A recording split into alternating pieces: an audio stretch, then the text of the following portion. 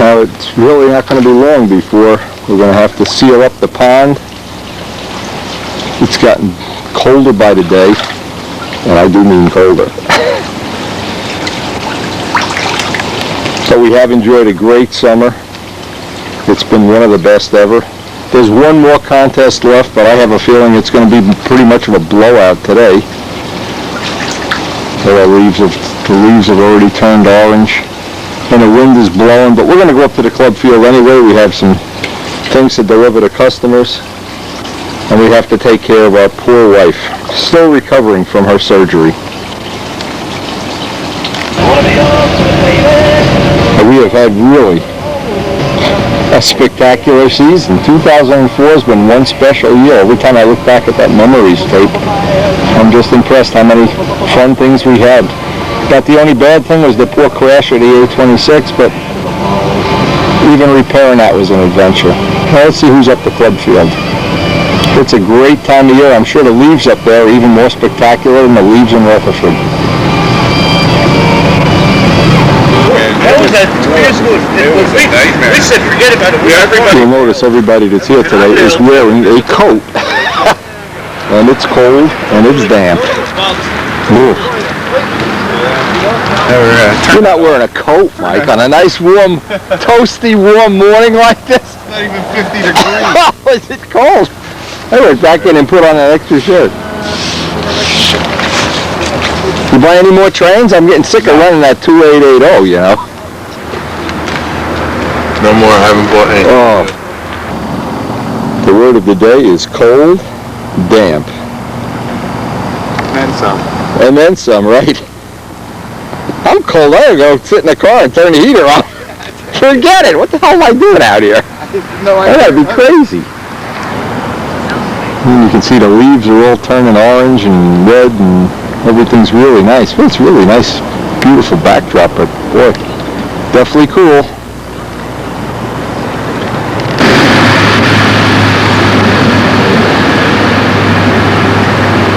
She's even got two coats on.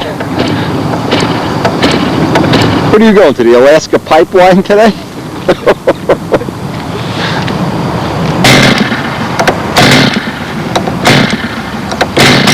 Did you get my message? I got all the stuff here.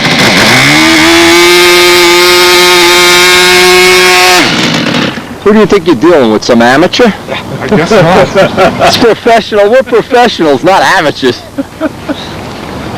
Notice that the profession was not defined. No. No. Not a trial lawyer, that's for sure. Contest, all the big guns are here. Hey, Carlos. See your reflection on my airplane. I can see my reflection in the snow over there. Big guns. Oh, Oh my God. cold. Good morning. Hey, I'm Ranger. Why? Oh, Ranger, huh? How are you? All right.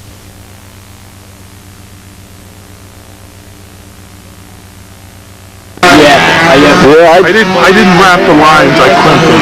So Never? Okay, there's the... Never crimp lines. So never. Never. The lesson of the day, never crimp lines. Actually, to be honest with you, it's illegal to crimp lines. You're supposed to wrap them if you look at the AMA book. I don't know if they've changed that. It used to be illegal anyway. Hey, I brought that Cardinal. Just one of many here today. Need to fly about twice a year. All right. All right, people are getting here. The coffee's on. Roy's got the coffee cooking. Get away, you're stealing all my body heat. The only hot thing in the whole field today, the coffee. They're little, so. But they're back towards the corner over here, so you're going to look at them this way. Go ahead. Yeah, open it up. Oh, look at this. Look at this. Oh, my God. We can get them to judge. Here we have judges being recruited and trained for their next mission. Watch you don't squash them when you put that down. They got that number. I think that was one just ran out. Yeah, the mother ran out. The babies are in that foam. The one was pretty little. Yeah, he's a baby. Look, his little eyes are in there.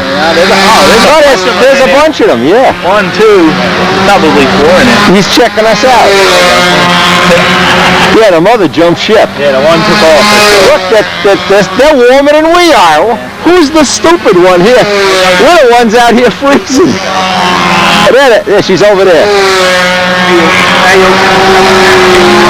No, don't scare her. Don't scare her. Come. Right, all right, she's under there now. Put it back down. You never know what's on. You never know what's on a windy video. The rats are leaving the ship. The rats are judging. To the log. Yeah. You believe he is under the log? Oh, there he goes. There he goes. Mice. There's a whole nest of them under the garbage can. They got more here than in my house. They're under the garbage. Like what? Under the garbage can. 5 of them in there. Yeah, he's right here, bro. Here he is. They're all babies. Yeah, they don't know what to do. They're crazy. They're trying to decide whether they want to build an ARF or build a kit. Shamelessly copying Wendy's Cardinal and cutting the decals up. Look at what he did. Look at this bozo. He's shameless about his copying. Another modified Cardinal from the Air Force of Bob Lampion. Oh my God. This man has no qualms about anything. You believe this?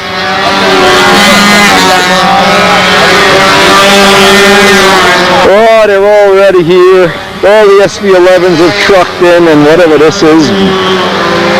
They're here. I dull the leading edge. Yeah. Yeah. Dull the leading edge. The duller you make it, the better it is. Way too soft. Yeah. Yep.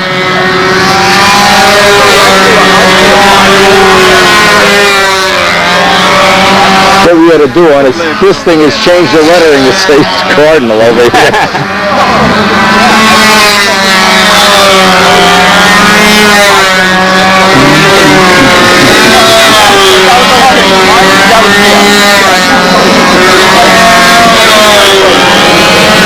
Absolutely shameless, turning my perfectly good Cardinal into a United. How low class can you get? Modified looking United when you turn it into Cardinal. Now we always say everything is a modified Cardinal. Everything, and Mike, isn't it true? Everything is a modified Cardinal. They're really modified.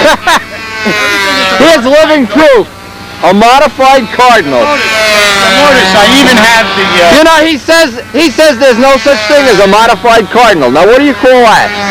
And I even used the I know. Product box. I know. Well, that was an economy move, I can tell. Yeah, well, you can tell. Listen, Oh man, how does it fly? Good. I gave you your just due there. How does it fly? It flies pretty good. I'm still trimming it out. I was doing it with 018s. I really need 015s. Was that a 46 or? No, 40. It's a 40. Okay, so why do you need 018? I just the only set of lines I had with me. Oh, okay.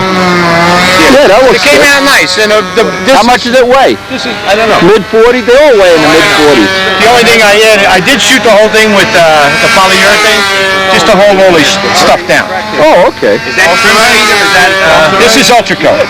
trim sheet or No, regular iron-on. It's the first time I've ever used it. All right. Then Neil helped me. This is self-stick. I even took the Cardinal bird and modified it. He's got no beak. That's right. Well, I wish we could do that to you.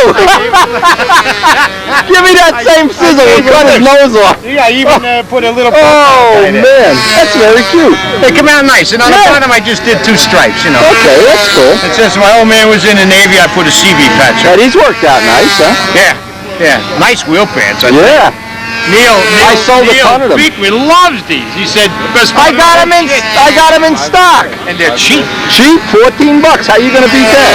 Again, you know. Bob, what do you use? Bostonite under it? You said polyurethane, you mean Bostonite? No. This is an arc. I just cut the body. No, and you go cover it. They modded the covering. It was covered. It came covered. I just covered what I took off. Okay. All I took off was the rudder, and I had to do recover the body because I cut the body down. I thought it was red. No, it's you either get it in red, in yellow, in blue, or in.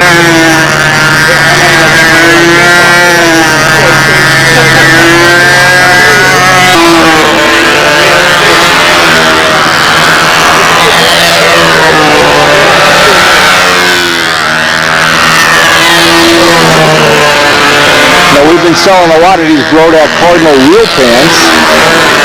They're $15 and they're a great buy if you don't want to make your own wheel pants. Boy, they are a bargain and a half. Got them in stock. And I see a whole lot of people here that have already built their ARC, getting good use out of them. And everybody that thought ARCs weren't going to have any impact on a hobby, you're just dreaming. There's about 6 of them here already today. And now here's a perfect day. You might not want to fly your number one, took me 600 hours to build a plane, because it's cold, it's miserable. But an ARC, you can always fly your ARC. Just never ends. And you can do what Bob Lampion did, customize it, turn it into an Impact or an SV11. The wings are all pretty much the same. Make it look like it's a Paul Walker plane or a Ted Blanchard plane or whatever.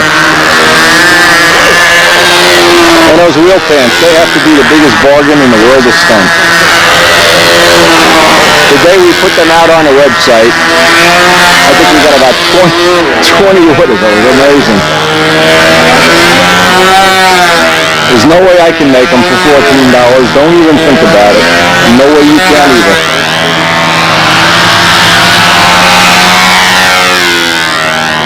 Yeah, it's looking like we got a great turnout. The parking lot's absolutely full. And the only problem here is going to be that we got to go babysit Karen. I have some errands to do, so I'm not flying today. But this is the end of our contest season. And it ends on a cold, damp, but otherwise nice day.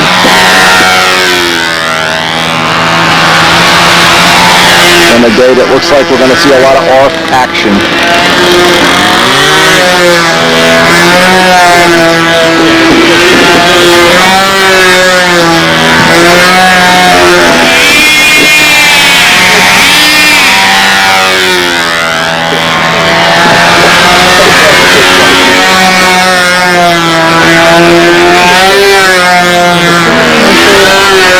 Sounds like it's running out of fuel here, baby.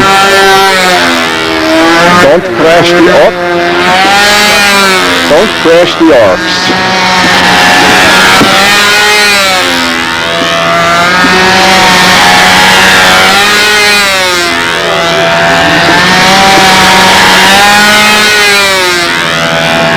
Yeah, we have the heat on in the house today. Karen's home under the covers, nice and warm. I'm out here freezing. Should have had my longer coat on. All I did was wear a flannel shirt. I see a lot of other people came to the same conclusion too.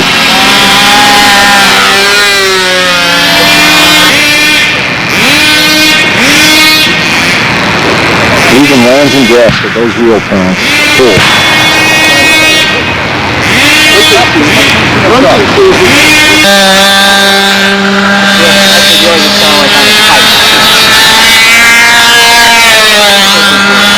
Tom Hampshire, who did a lot of the development on the Brodak 40. A lot of consulting work for John Brodak, a great engine man.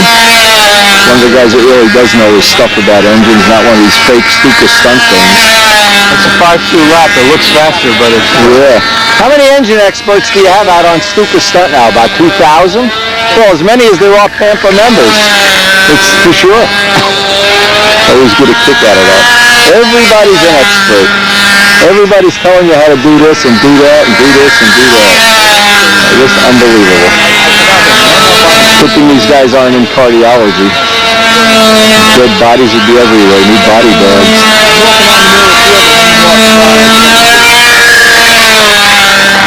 Mike, just between you and me, I wish we were home running the trains. Having a nice big cup of Javalia coffee and If it was 10 degrees warmer, no, I'd still want to run trains. It's too cold for me. And the minute your feet get wet, you're miserable. And my feet are already wet.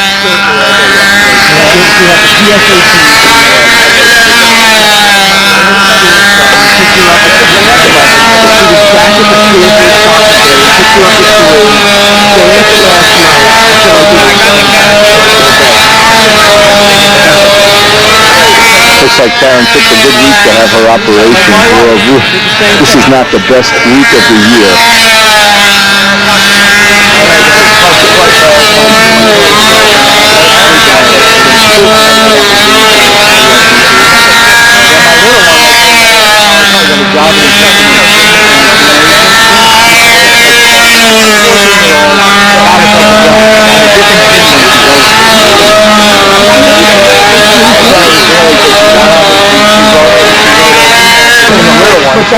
Rudy's even got gloves on.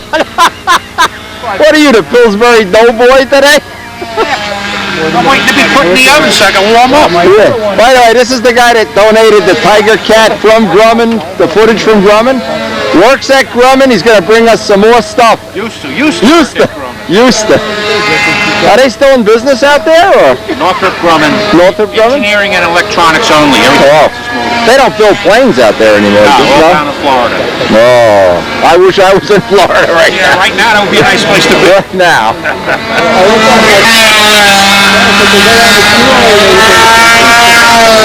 Yeah, cold all your room. I thought I'd be putting on a sweat today. Yeah.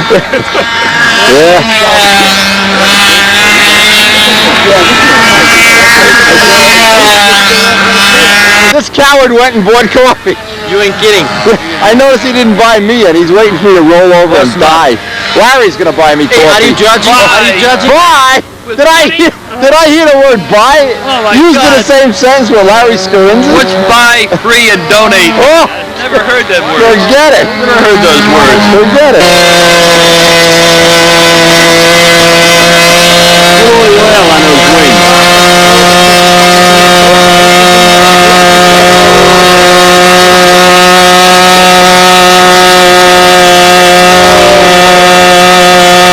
Right about now, your hand freezes to the leading edge.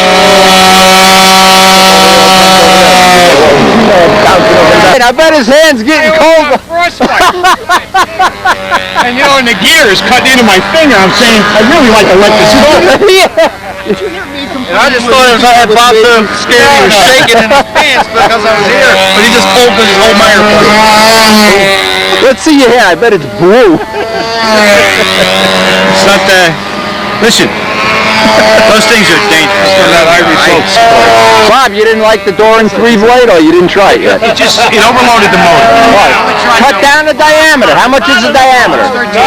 Make it 12 and a half. It's a 65. No.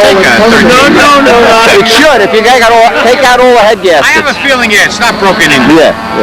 I think that's been my problem with this. Oh, there he is. Another Brodax hardener.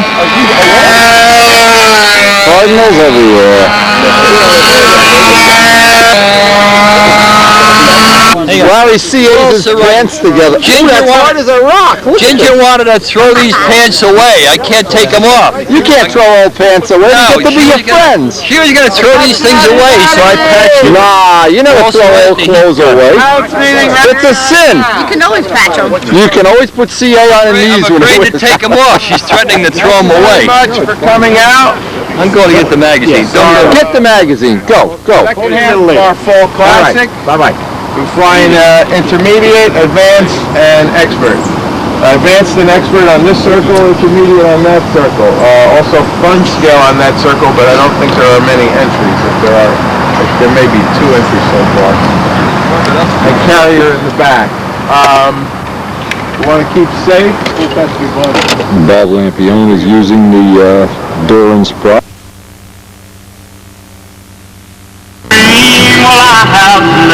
Rich Oliver would be so proud.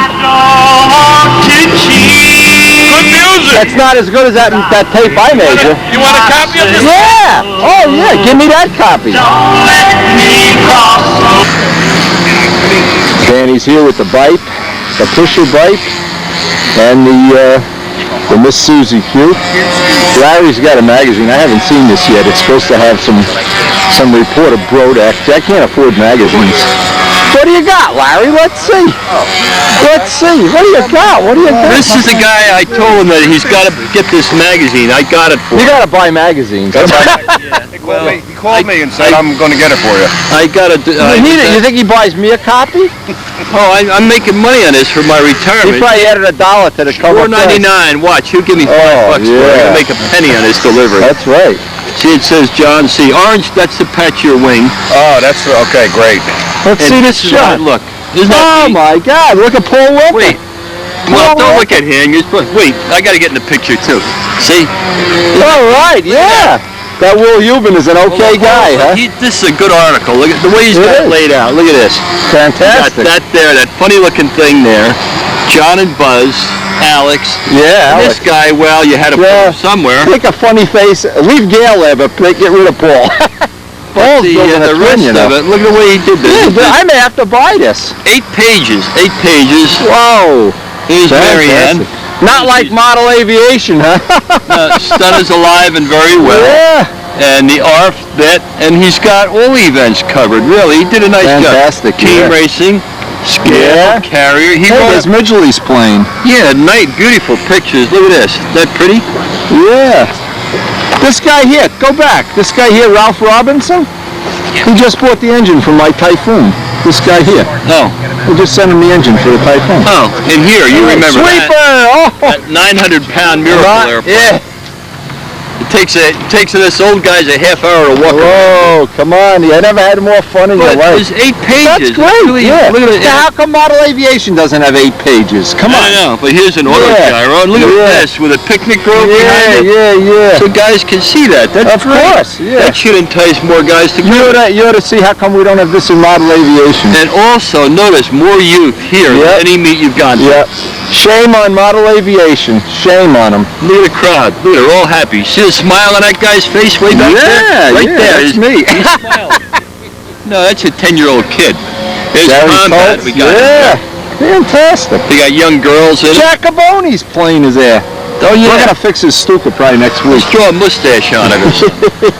But it's a great write-up. Yeah, let me see the cover. It's comprehensive. I'm going to start subscribing to Flying Models right now that I get my picture in. Doug Twait's called. Oh, that's the orange papers for John. Get this up so I can see the cover. Fuji Airways. Wait, I got to get in this too.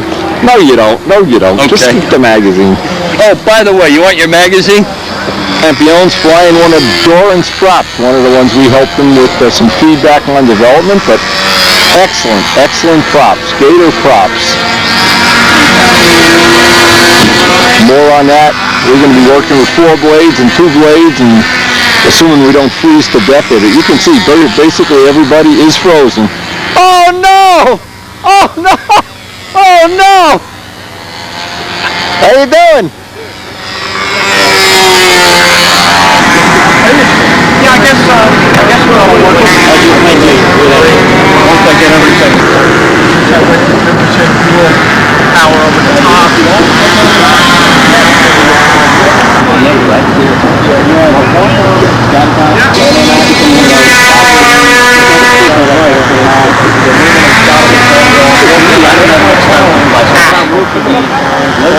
Can't you warm up this coffee? But you guys here, Either, buddy. you're the only 2 guys under 60 in the whole floor. longer. But they were right. You realize I was 45, 15 years ago? Teenagers at all. I was still working for Ford when I was that age. Holy mackerel. Compared to us, I mean, look at the other. You don't have anything to look forward to being my age, just aches and pains. He's about 80. It's coming off. The wheel pants are coming off. Motor glider, basically. Start the party, Datavio's here. I knew he'd buy me coffee too. I knew he'd buy me coffee. Hey, Bimbolini. Give me. Hey. My man, all right. Yeah, you went for iced coffee or hot coffee? No, I went for Look at how he's dressed. Like he's going up. I got my shoes. To get James flying. Oh yeah, I got the old shoes in there.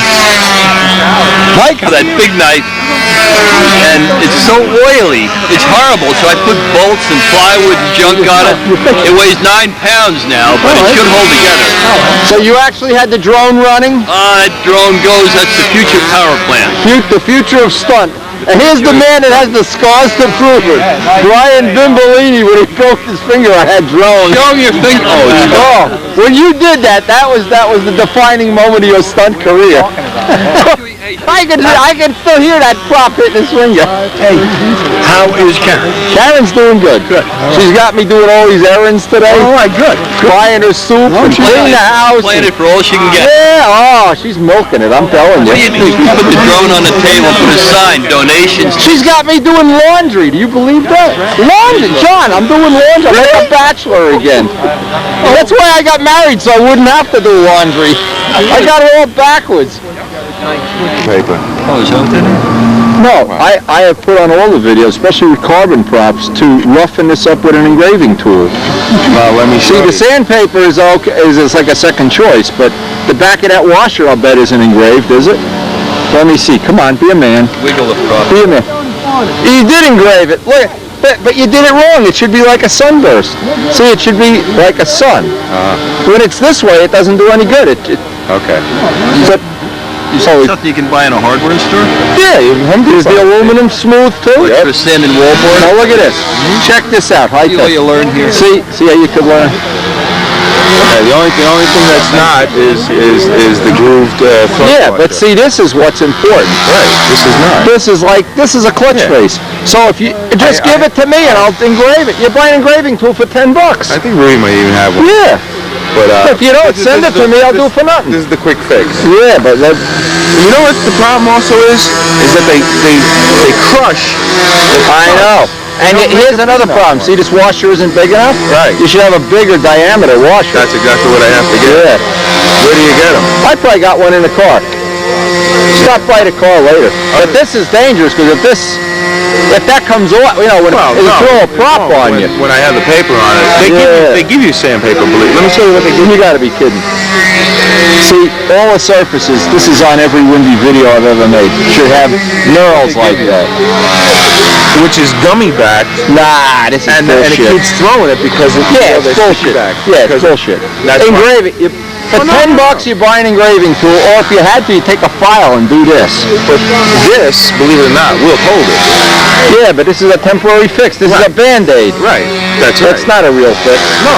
And this is a safety issue. This is something. And this is what happens. Anybody that makes, even prop manufacturers, would be a good idea to put that engraving, or tell the people to engrave it. Yeah. But see, when that doesn't pick up a knurl, it just picked up a knurl.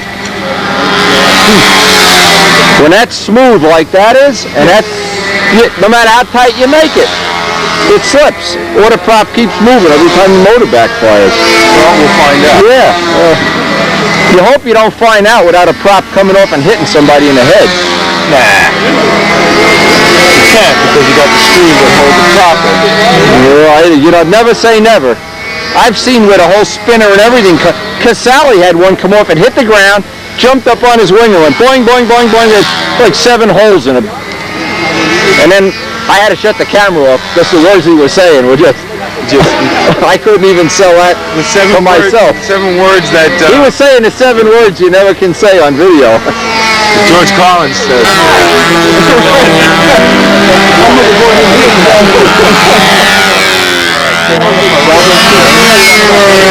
Trying to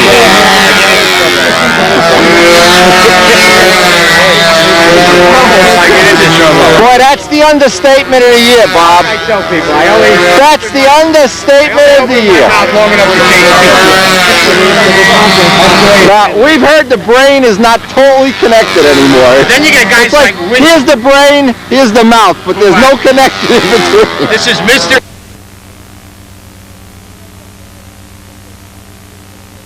All the way from Virginia. He's got an SV-22.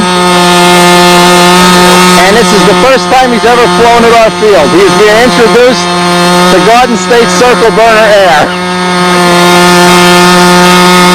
Actually, things can be a little hectic here, but it looks pretty good now, and the trees make a nice background. This is his first flight at our field. Kurt Wicker. Anyway, we'll try to get him a copy of this video as a memento of his first day at our field. We would really like to see some guys come up from Virginia. They have a nice group down there, by the way.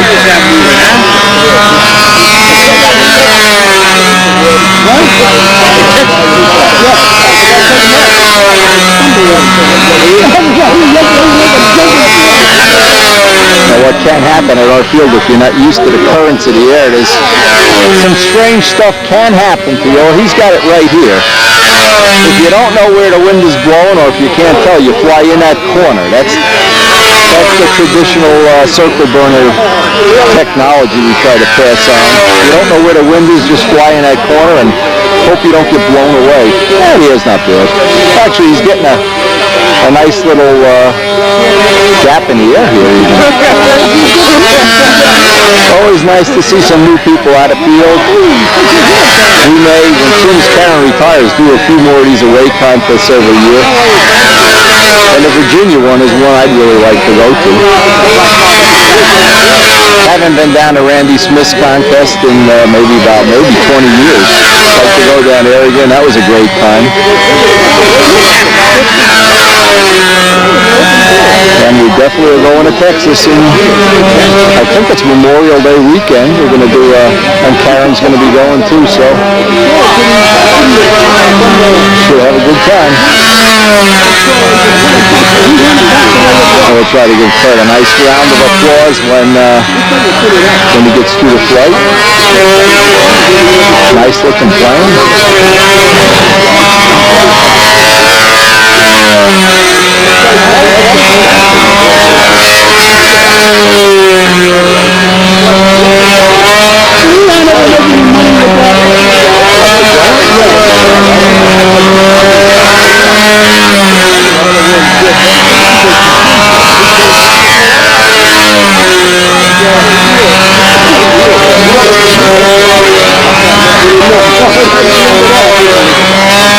And I think pretty soon we're going to be heading back to see how Karen's doing. We're going to pick her up, and she wants me to get her the biggest container of wedding soup they have. We have an Atlanta bread here that has a nice selection of soup. Soup du jour. I can't wait to get out of here. It's too cold for me. I'm from Florida. I like it warm.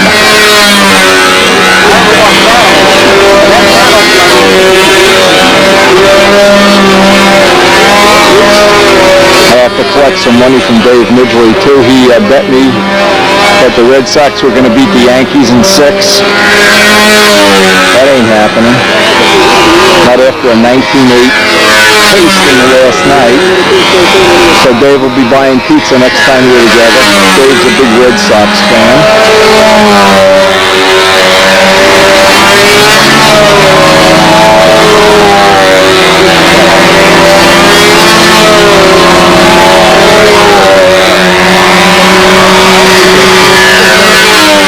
We are looking forward to what's going to be from this point on the building season, the final. At this temperature, we'll be sanding, fiberglassing, building, molding. Tom Hampshire took the drawing for the plug for the cowl. Might have that very soon. We can start our cowl mold. Make it out with Doran's props a couple more days.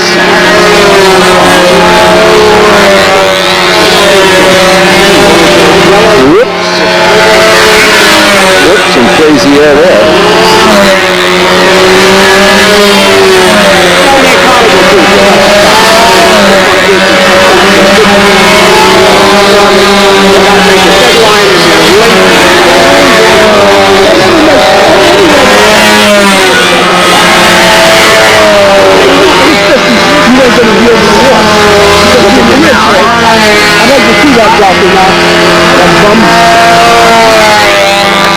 Hey! Woo!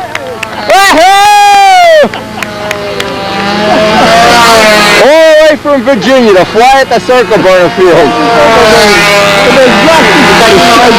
He brings his Strega, he hasn't run it, probably didn't clean the gas tank out. He just put the motor in it. Oh man.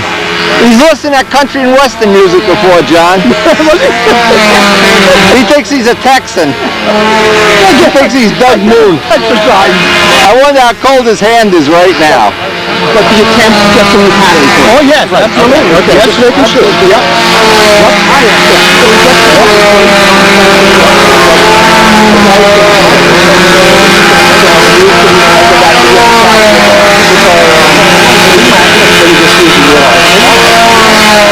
Hey, there's the celebrity of the day. I wonder if we got any milk yet. Coming out. You had the same thing happen to you. A smart move. That the first time you ever flew here? Yeah, that was good. Right, you put in a nice sport. Congratulations. Thank you, Wendy. Thanks for coming up. Slob had a baby. The baby's in the car. Where's the baby bite? Baby bite, Slob. Get the baby bite. Baby bite. Yeah. God, you're the whole show here, Banjack. You got him eating out of your hand. You got to know when to pull the plug here. Whoa, baby bite, Slob. Baby Cardinals. Oh, we need a few more Cardinals here. There's just The BBS. simply no competition. Nothing in an opinion. If you had it all to do over again, you'd come back to life as Windy. What was it? Nice little navy on. Where's the baby bye, Slob? Look at this. It's in its own carrying case. Now, Danny, if you ship this to the World Championships overseas, you get to put it. You can put it in your pocket, let alone in the. Put it in your pocket and You could sit on it. it works. And I don't know if you can handle all that power. Proud parents of the baby bye Slob. That is definitely cool. They don't care what they say. 5% nitro.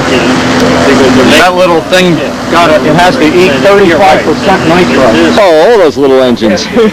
That is cool.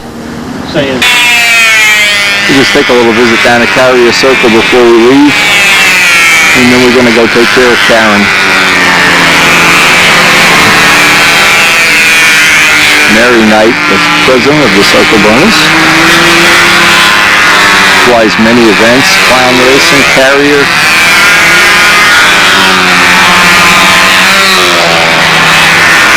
She has made many donations in time and effort into the club in her tenure as president and before and after.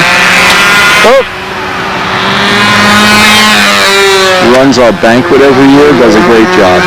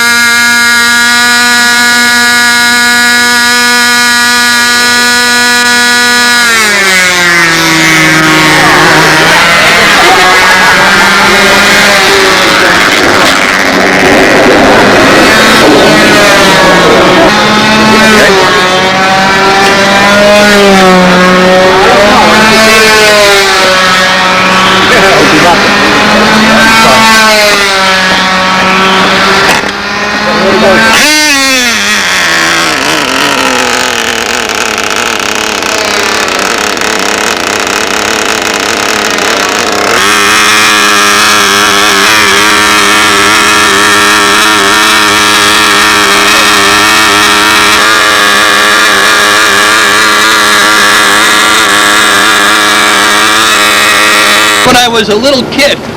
You're still a little kid. It needs more wood screws. Well, this is the side it broke. I put that on last night, and I left That looks like a windy job. one screw left out. Now, if it falls What is that, a apart, nail? Is that a 10-penny nail? well, I ran out of screws. Oh. No, that holds the gas tank on. See, there's one over there, too. Dude, I love the smell of diesel fuel. God, making me sick. Yeah, the motor mount was cracked. We did run it yesterday. Now I ended up, look, I glued the engine in. Get Brian to start it. His fingers will heal. Yeah, he's healed by Why now. should we have, at our age, we should have luxury, not have broken fingers. That's the kind of wing we had back then, 1918. Yeah, kind of flat airfoil. It runs. I remember it flying. You had to struggle to do a vertical 8 with a good drone in it. Be careful. Yes, yes. I did that to keep junk out of the end.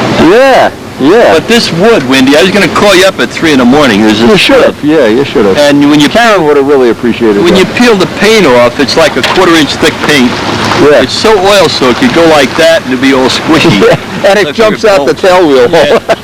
I figured I'd bolt the thing together. That thing wouldn't dare come apart. Oh, yeah.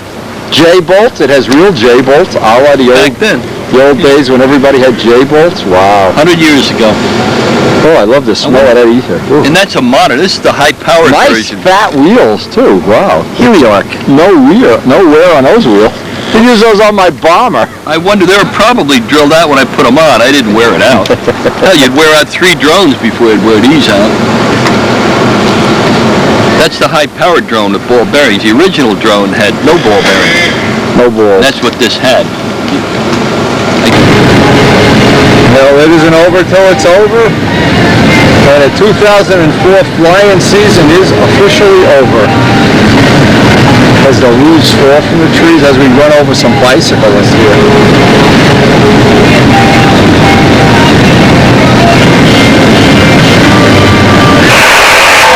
So you better believe it's too cold out there.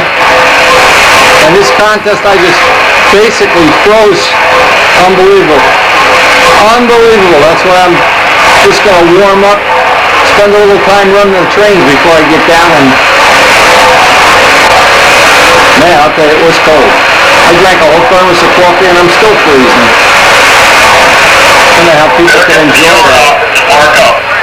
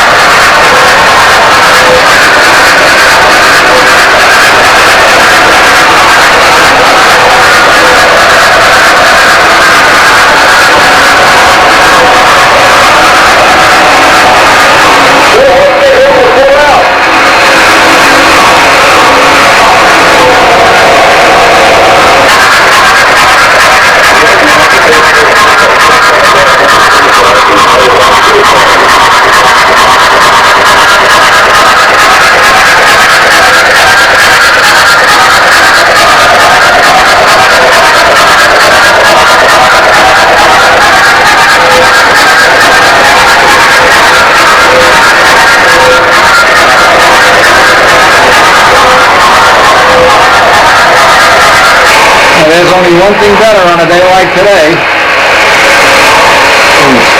than being able to fly, and that's living in California or something. It is cold. But we're warmed up now, we're ready to get back to the shop. We clearly have a goal today. We want to make some wing tips for our Tigercat. Number 3 track, and go back to the train.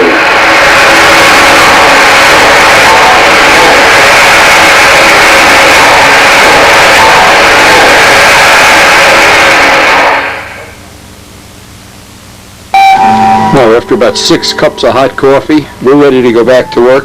I think the only thing practical we can do here today is just get the tip blocks tacked on, because I'm about out of gas, to tell you the truth. Running those trains is a lot of work. Hey, but I really do love the trains. I love having more than one thing in my life. It's interesting because a lot of days like today, you could die out there. And it just isn't fun, but if you come home and you have a model railroad, or you have a motorcycle, or you have a fish tank, or if you have, I don't want to say a bird, anything but a bird, anything but a bird. He takes a bath on me here. Hey, look at this, he's eating the VCRs. Hey! Next step is going to be, we're going to use some 5-minute epoxy and tack glue these tips in place. And then when that dries, we'll be ready to start rough cutting them out. But I don't think we're going to get a whole lot done today because, like I said, this has been a rough day. Just want just little places, some up in the front, maybe one there, one there. I don't want to have these permanently on. And the problem here, you know, I really don't want to use CA. I don't want to melt out any of that foam. You could use alphatic resin. In this case, 10 minutes from now, we'll be ready to start working on this, if we want to.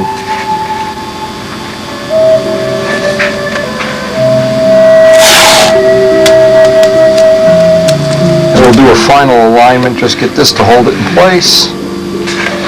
Flip this over. Again, my motive is always that I have to be able to do things alone, or have techniques that lend themselves to working alone, because you don't always have a helper. Now that just gets it roughly in place.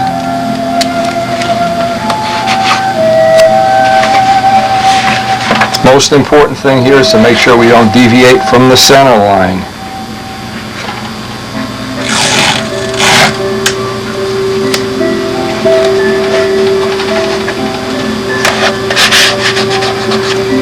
When this glue starts to set up, I want to make sure I'm right on center.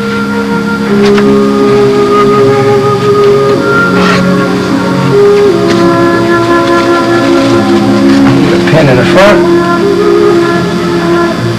Well, when I see a lot of people that, well, just thinking of a couple people in particular, that carving wingtips was always such a problem for them, and such an issue that, you know, I just hope we get enough good little tips on here. I'm trying to use this just like when we glass the wing. In other words, if you watch this, I'm getting this on, stretching it, dropping it onto the foam or the foam glass. The pins are holding it on center. Using the tape like a rubber band would be. Flip it over. Make sure we have the whole line there.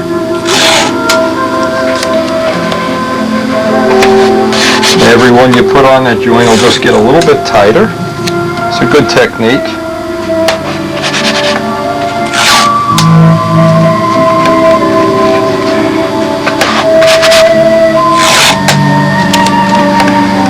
Yeah, when the weather gets cold, I'll tell you, it's funny how good soup tastes, funny how good coffee tastes on a cold day.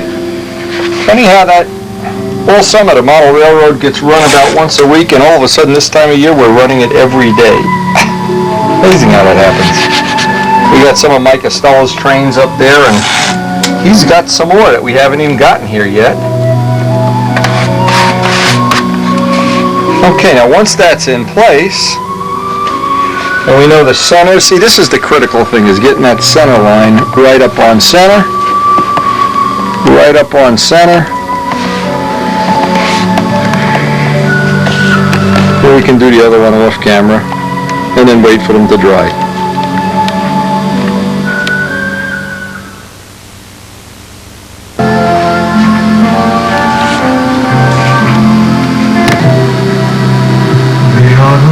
Now for sure we want that to dry up well. I don't want to be in the middle of carving this and the tip comes off or something.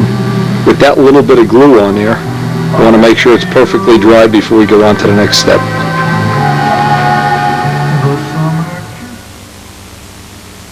Alright, it looks like everything's dried up. And it dried on center, which is well, what we had hoped for.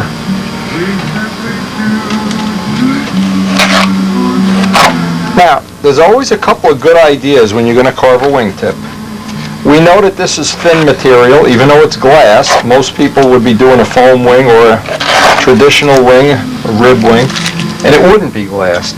So one of the things that's really appropriate to do, I find, that helps me anyway, is to run a layer of tape around the edge of the wing.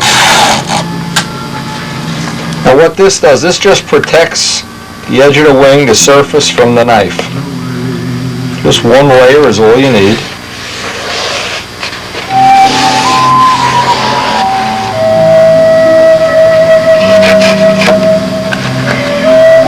Once I get the tape off the bottom now, then I'll be able to get a brand new blade. Whenever somebody has trouble carving a wingtip, one of the things that'll make it real easy is if you start with a new blade. When you have an old dull blade, no matter how good the wood is, you just make yourself crazy. I like to think that every time I build a plane, I use a couple of packs of number 11 blades. Probably 200 would be a fair number. And I always use number 26s. I probably use 3-4 packs. There's just no way to avoid it. There's no easy way. And I have tried every possible thing, including sharpening them with diamond sharpeners and everything. But it just seems like nothing beats a new blade. A brand new blade. And what I did years ago, let me see, I still have it up here. I take, just for example, show you something that I haven't had good luck with. I bought this it's diamond chip sharpener, and I'd sit and sharpen this forever, and and it would never be as good as a brand new blade. So before I do anything, if you're gonna cut plywood, I guess this is okay. You can sharpen up those contractor blades, but when it comes to a brand new blade, there's just nothing as good as a brand new blade. It has that edge that you can just feel. It has an edge that's just a lot sharper than a typical blade. So that's the first good tip. Another good tip, get some tape along the edge and then carve slowly and carefully. Don't try to rush the whole thing through. Tricks I like to use too is just lay an ordinary bath towel down when I'm going to do the carving. And what this allows me to do is just pick up all the chips and take them over to the garbage can with the minimum amount of, picking them up off the floor and picking them up off my blankets and table and everything. Now we know the shape that we're looking for, and I always keep the book handy and in sight so I don't lose sight of what this shape should look like. It's always best to just take what I call ice shavings, never a piece thicker than that, and just start working one side. If you're new, you might want to try the bottom side first. I don't think that's really a giant asset, but it certainly can help. So if you do overcarve or you carve too much, it'll be on the bottom, not on the top. But we can just look at this as we start to get the shape that we're looking for. And we're looking for that symmetrical shape. And just constantly look at the book. Again, you can see the shape of the real airplane, and we'd like to mimic it as much as possible.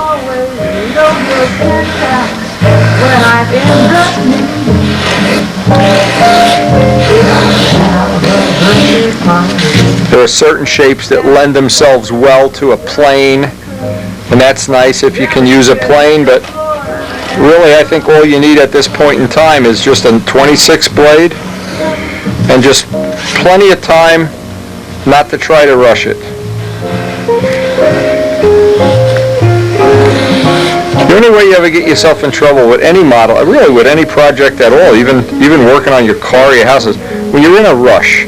It seems like the minute you're in a rush, first off, you don't enjoy it, and you kind of get yourself into a bind making the things I do, like cutting up the blocks the wrong size, which, well, no excuses, but as we get older and older, this is probably one of the things that gets worse and worse with time, if you make it. But anyway, what I'll do is I'll just work on this shape, and make this go forever here, and just try to radius off one whole top surface here, and then flip it over when we're all done, and mimic it on the bottom. I thought we were going to have a lot more time today, but it didn't happen. Some days it just happens that you have so many other things to do here, but sometimes you can use one of these razor planes to good advantage. Some shapes really lend themselves to making a nice even cut. Not sure this is one of them.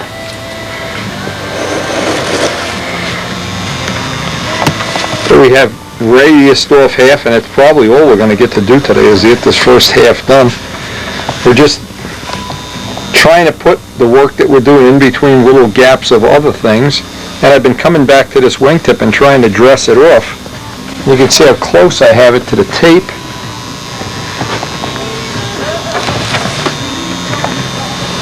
Again, I always like to use my hand to make sure I can get the last little bit.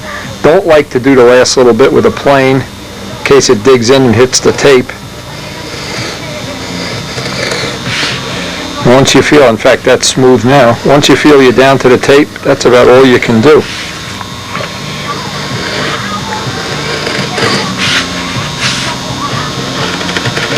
You're always safe if you just leave a little bit of extra material on, and that tape allows you to have that luxury of having just a little bit more. You don't want to dig the knife blade down into that material. And if we can get a nice clean cut there.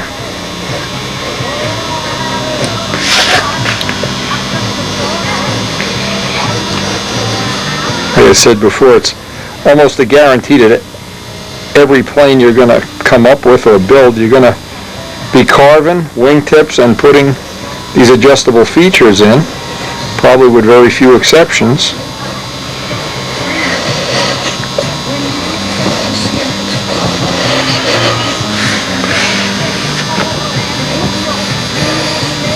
Get that last little bit. As long as you're dealing with little slivers, and one of the things I learned a long time ago, that your eyes can be fooled a lot quicker than your hand. Your hand can pick up a high spot. Right here, I can feel there's a high spot.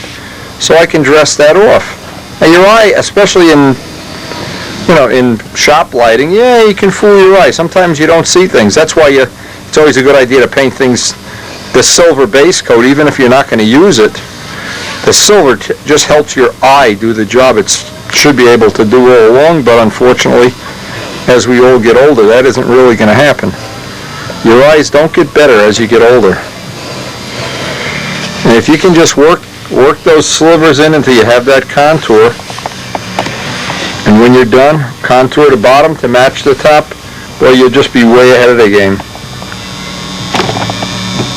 And that's probably, I'm not sure we're going to get a whole lot more of that done today.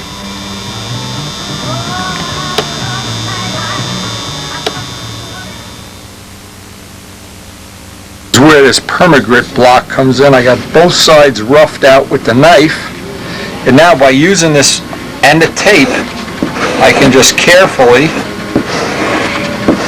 get rid of any of the knife marks that are in there. This will get rid of the knife marks, and then the last little bit will be to do it with a sanding block.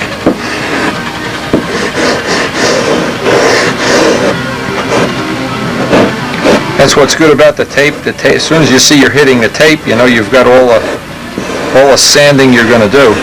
And we only have a little bit of time here, but I thought even if I can get one wingtip sanded out tonight, hey, I'll feel like I'm a little bit ahead of the game here. Because we've been bouncing back and forth with Karen and her things and this, and just a lot of stuff going on here.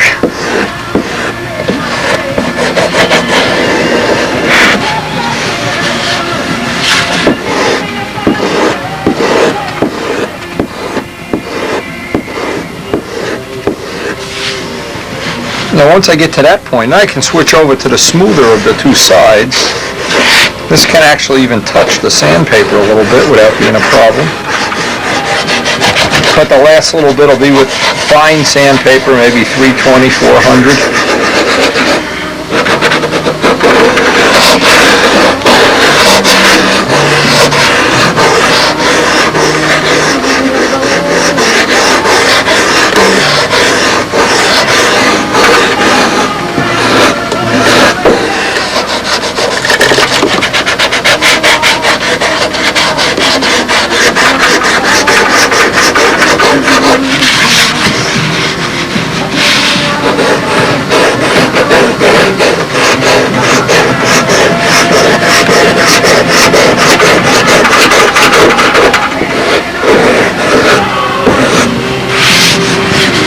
Alright, we get rid of most of the knife marks now. Now the thing that's going to be left, and we'll do it off camera, we'll just repeat the same thing here where we have all the knife marks.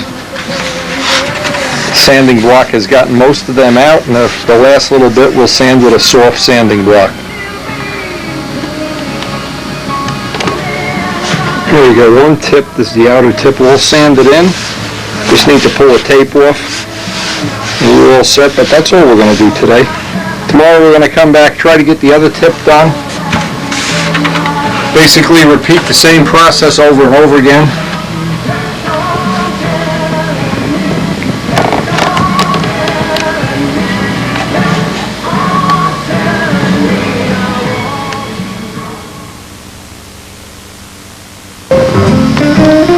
Today I wanted to make sure I was satisfied with the way the shape worked out from the front, from the back. It is as close to being the shape that I would expect. See what happens if you try to make this too thin, or in some way if you distort this curve, if you put a point up here, everything looks fake then. It really took a lot of time. I spent a lot of time getting that final contour and then making a final pattern for this. Because without this, we're really going to have trouble now doing the other wingtip.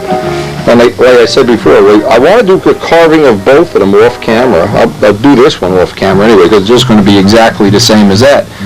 But the objective then is to make sure when I lay the wing down and put the flaps in position that I've captured the look.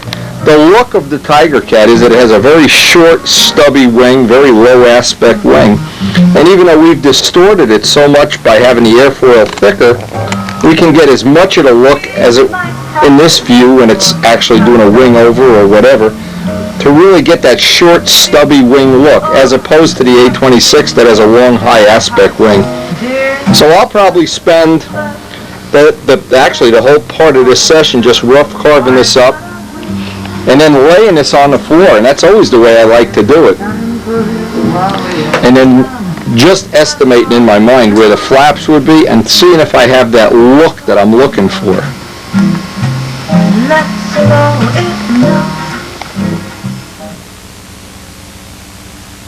Projects I worked on today, I got a center line on the stab, got the trailing edge sanded. And boy, this is really one nice light stab. This will be ready for the tips. And like all of these planes, it's just a process of going back and forth. I can't tell you how many times I went back and forth with the A26 wing tips and also the B25 just to make it look more realistic. Look at it again. Put it down on the floor, look at it from the front view, from the back view, and from every view that you possibly can see. You go, hey, what's he flying around here for? The time that you spend doing that, it seems like, and today is a good example, it seems like that the time you spend doing all this reevaluation, that you're losing that time or something, but you're really not losing it, that's for sure. It's just going into the evolution of the part. And in this case, when we do the tail, the tips for the stab and elevator, when I lay the stab and elevator down on the ground with the wing and what will amount to be probably pieces of cardboard for flap, I want to hold that 3-view there and then look at the part. Even though we've got a distortion, I want to see that the proportion is as close as I can make it and still have something that would amount to be, you know, a competitive stunt ship. Again, it's all yet to be proven though.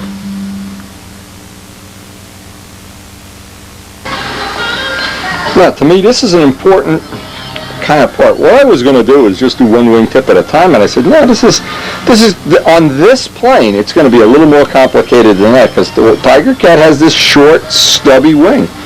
And if this wing, when I'm done with it, if it looks too high aspect ratio, it's not going to look good. It's not going to look the way I want. We've already made a compromise on not having dihedral, but I don't want to compromise that profile outline of the wing. And I think we're pretty close. When I look at this, and what I like to do is just walk around it in the shop and just kind of see if, from a lot of different angles, if that's going to be what I want to live with for the rest of my life here. And I think we're close. Again, by having that documentation, you can look back and forth at it, but if you have it wrong now, it's easier to fix it or change it or recarve it or cut it or whatever now. And if anything, see, I'm looking at it real carefully now. The leading edge here, this little front piece, is just a little sharper than this one. I sanded this one down just a little bit too much. But if I could always put a little bit of air epoxy light out there to recontour that front if I wanted to. Again, those are the things, if you just made one wingtip at a time, you might never really notice that. I think this one is the one I want to, this is the inner one too. See, another thing, this is the one that's got to be light. And this is the one, if I put a little air epoxy light out there later, if I do, it's not going to mean anything at all. It's just tip weight. So we have, in essence, lucked out that these are, the asymmetry is something I can either live with or, well, that's why I like having all this documentation here. This one definitely does look right up in this, well, it could be, see what it is, I have a kink here. And maybe once I sand that out, yeah, we're certainly gonna see. But I would suggest when you're done with the rough blocks, because why would you want to put all that time into doing the adjustable features and the tip weight box if this is wrong? At this point in time, you can make adjustments or corrections, or in this case, if we have to, we can even add, I could even add a little piece of balsa wood or something up there, but the choice would be air epoxy light if we do that. So as I look at some of the pictures, I can see that this is where the landing light would be too. That's another thing, so I may want to recontour that. But when I've watched other people that do this, Al Raby, of course, is the master of this, of going back and forth, never just settle for it. Just, there's a look we're trying to achieve here, and sometimes it takes going back and forth just a little more than you think. Hey, this is the look of, it's almost squared off wingtips, but when you look from the top view, they're not really squared off. It's that wing is so short and such a low aspect, it's really hard to achieve that when you're trying to make a wing for a stunt plane. So we can only expect to get so much, unless we're going to trade away the fact that the plane has to fly. I don't want to do that either. This I just think it'll look really cool on a plane to have the word Marines written on a wing and the squared off tips. Now, Bob Brookins is having his neck surgery tomorrow, actually. And he has graciously mixed me up some green paint in case we decide we want to put on the bands for the instrument ships, and these are the bands. And I'm thinking that might be a nice color combination, the black with, they're basically bright green and white. Really makes the nacelles stand out.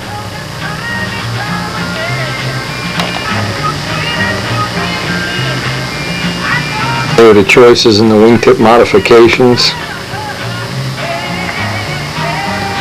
It looks like they have a flat section for the navigation light. Looks like the navigation light is just different, that's all. Anyway, we're basically going to go with this shape, and then if we decide we're going to change it, we can make that final little adjustment after it's all final sanded in.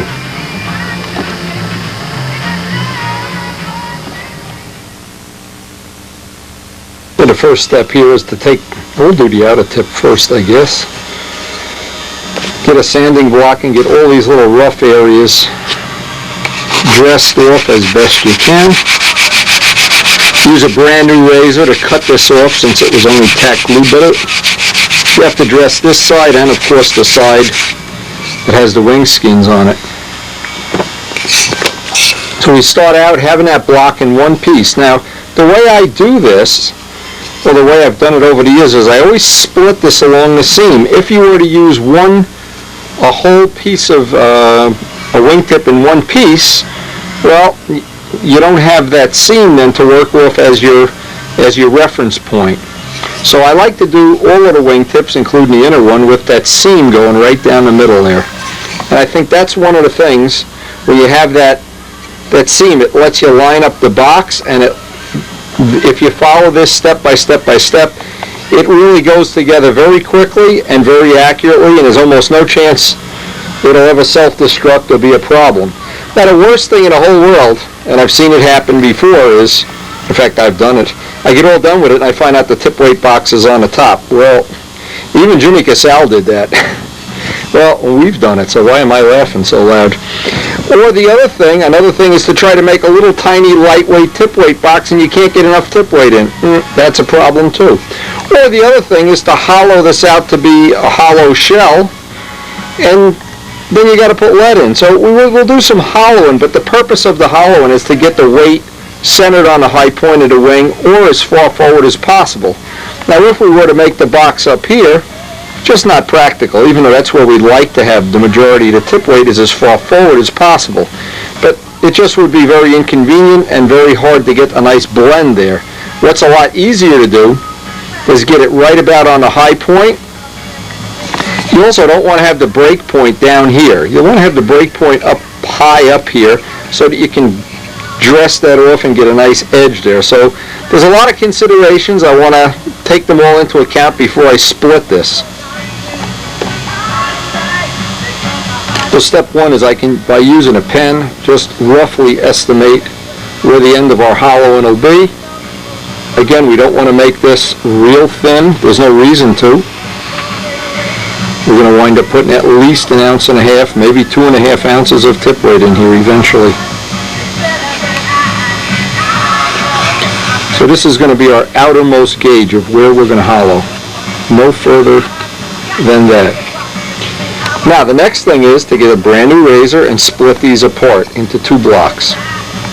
Again, what's real nice here is we have what we know is a 90 degree.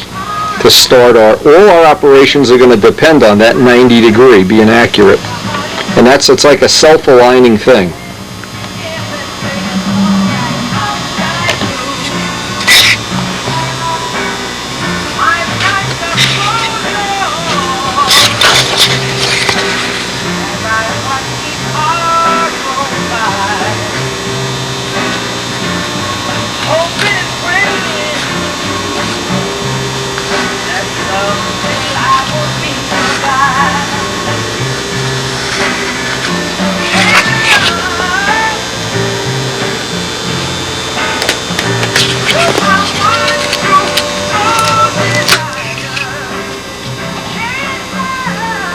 Then we want to dress off where all the tack glues were. You're not going to get a perfectly smooth edge because all those little places where the glue, it's going to pull up a little piece of wood, but we want to have a nice flat joint there when we glue these back together.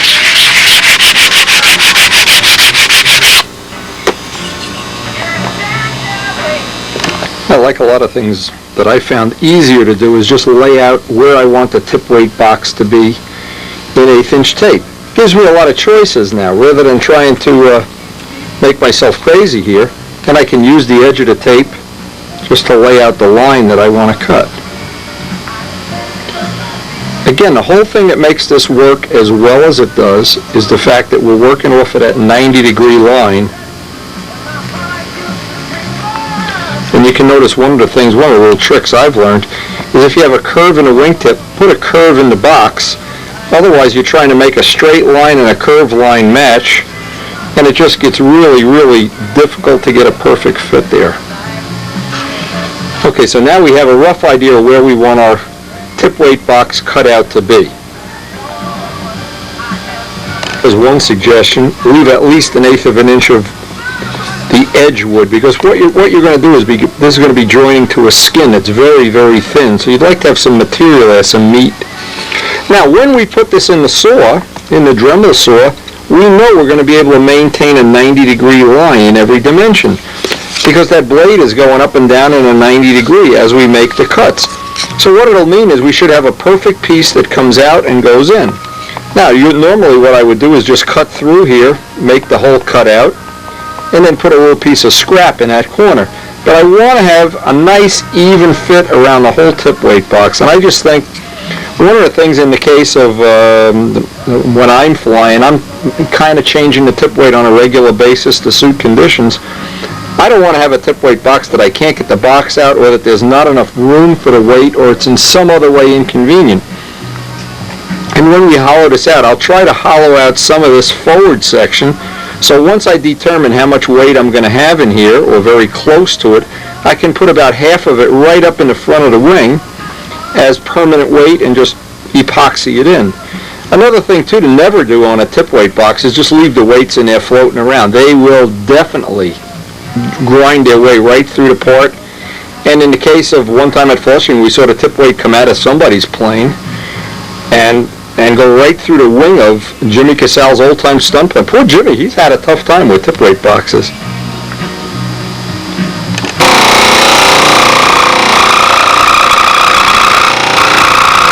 And what you want to do is get right to the corner and then turn.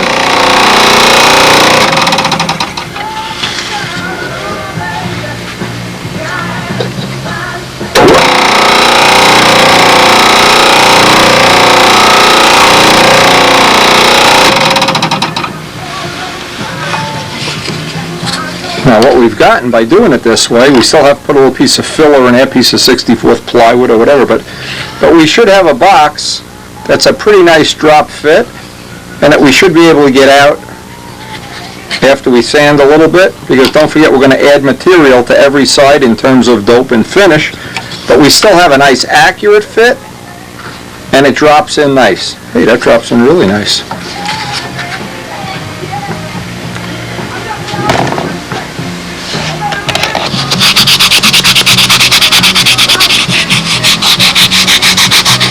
Now I need to take just a little bit of material out so that I have clearance. I don't want to have that box, I'm sure everybody's done it, you have a box that you take the screw out and the box doesn't come out. Well, you're not alone. So we give ourselves a little bit of clearance. Then the next step is to just take a tiny piece of scrap, put it in here and CA it in place, and that completes our little assembly.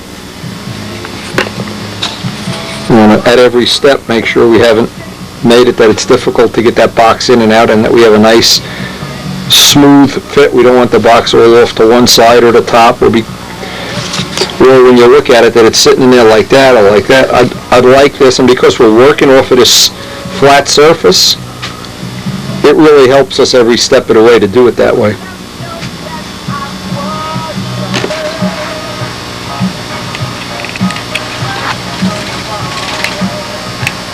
This is just a little piece of scrap, and it's going to complete that box and just stabilize the part.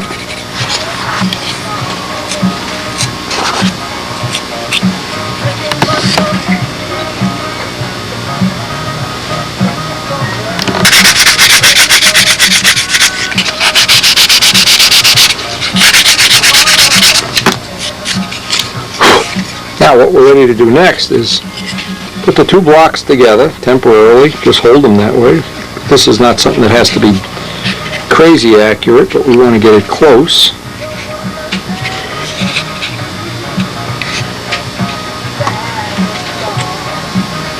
Then I can trace out where this rests. This is going to be my shelf for where the tip weight, the box is going to rest on this.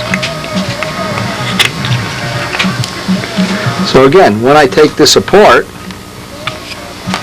now I know exactly where that box is going to sit, and I know that the box is going to sit at exactly 90 degrees. That's what's actually going to happen in the final analysis. That's going to have a nice 90-degree resting spot.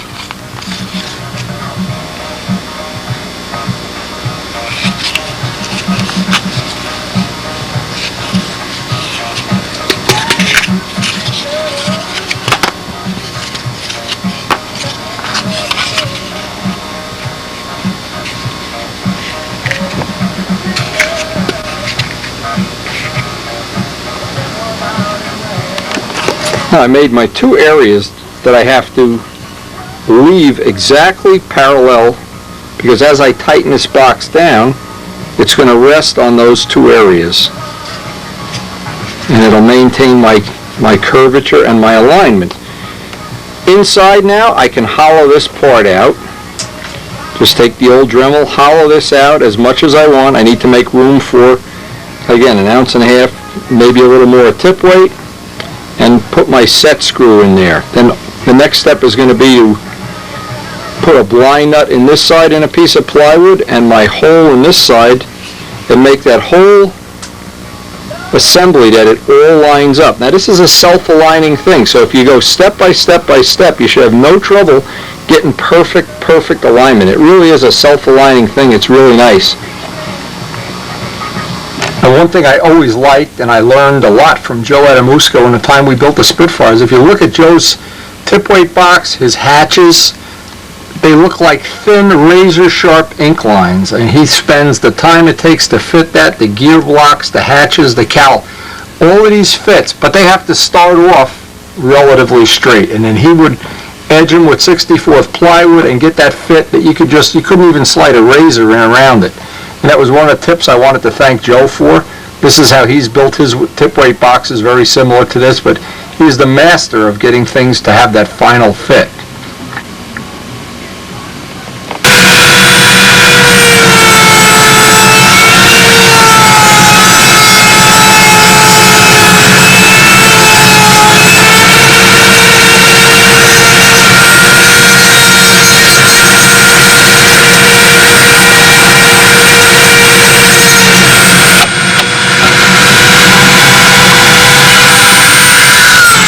Don't answer the phone. Phone calls.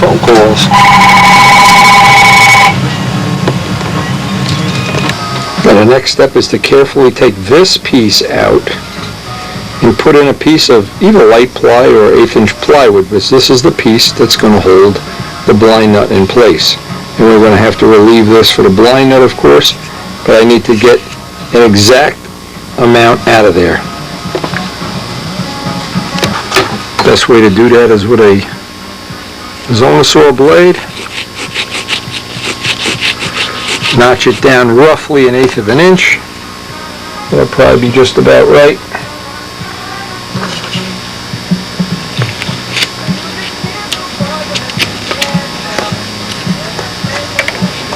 Now we want a nice flush fit on this. I don't want this to be a sloppy fit. So I'm going to just take a little bit out at a time until I can get that piece of plywood to sit right in there.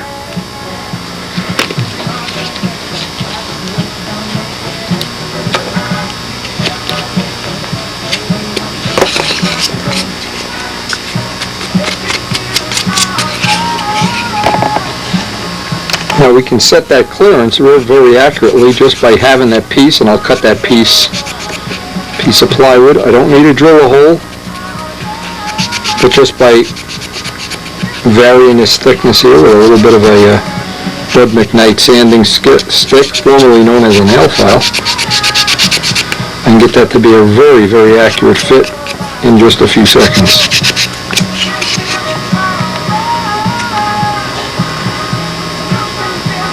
And we can pretty much take a measurement here of it. Almost exactly 1/2 inch, and we just need a piece of scrap here, but we do want to have a nice fit.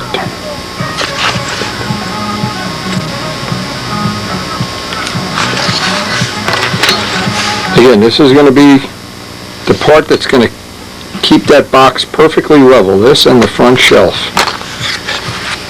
And when I cut that piece and fit it, it should fit right in there. Now with that little piece of plywood in there, and it's relatively flush. Just make sure. There's one way, obviously, to make sure. I want to mark which side is up and which side is down, because this is going to get pressed in all the way, and then this arrow is our alignment arrow.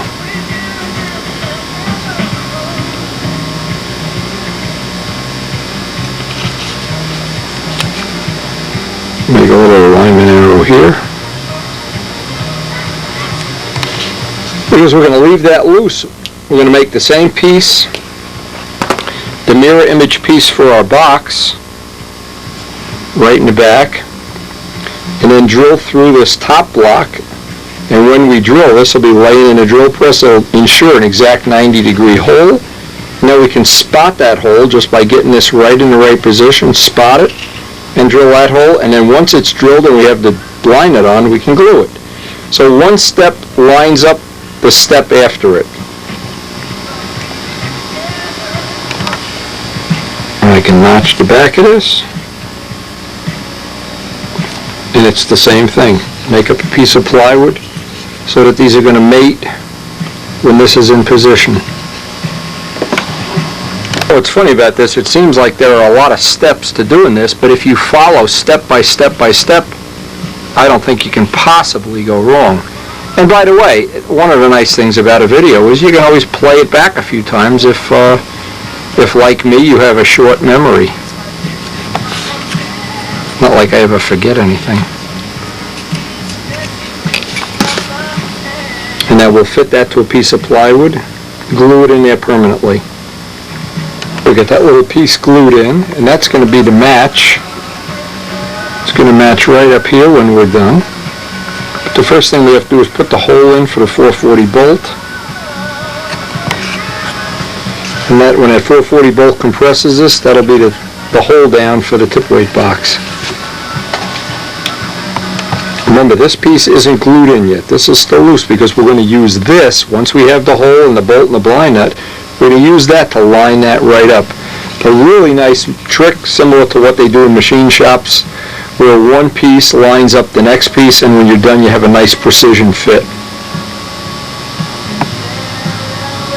When we line up, I measured halfway in because I'd like this to be, I don't want it to be off to one side, halfway front to back, and that gives us a good starting point for a drill for a 440 hole.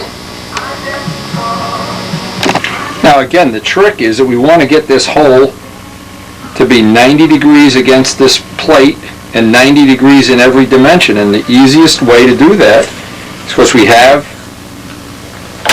the drill and a drill press and the plate. It's in exactly 90 degrees, so we have some kind of a good chance of getting that hole right where we want it, as opposed to if you did this with a drill press or some less accurate way. And we're right at 90 degrees, hopefully. Hey, speaking of 90 degrees, starting right now with this operation, I like to put just a tad of negative draft angle. In other words, I want this to be taper from big to small.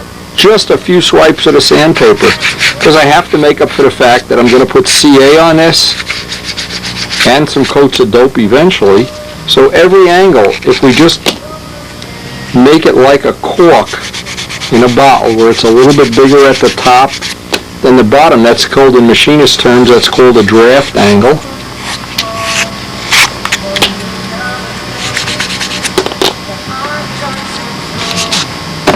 As the sequence of things as it happens is we're not going to glue this in.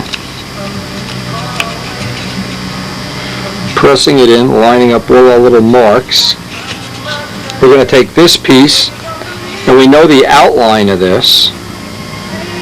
We don't have to have this ultra accurate yet, but the closer the better, of course. Now we line this right up. Now I can just take a pen, with a ballpoint pen without the pen attached, and spot where that hole is going to go. You can take the guts away from a pen, and it'll just let you spot the hole. Now, even though that's not glued in, I can see a spot right there.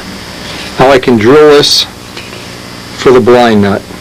See a little spot right there. Now we also need to know where to relieve some of this material for the blind nut. I just take a sharpened piece of music wire. I need to remove some of that material with the Dremel tool. Okay, so what I did, I put a little bit of chain lube on the bolt. I want to get some in the threads. run the bolt through 2 or 3 times. This way when we put some CA in here, you don't wind up CA in the nut to the bolt to the part and having to run a tap through there. You just run it through 2 or 3 times. That puts just enough on the threads that holds it.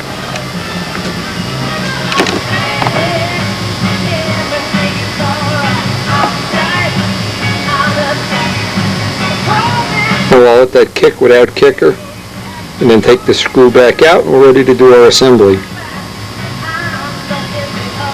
Next thing we need to do is open up the hole so that it clears the head of the bolt. We'll measure up the thickness of this, go a little bit bigger because we want to put a piece of aluminum tubing around that. We want to open up that hole right now.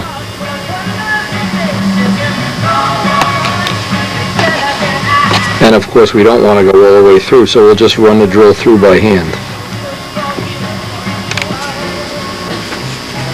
Now we have enough clearance for the head of the bolt.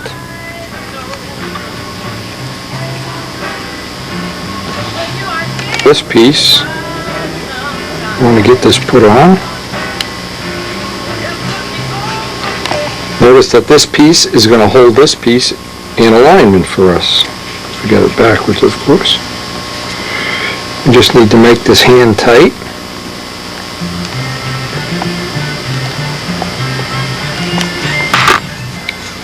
Make sure we're straight.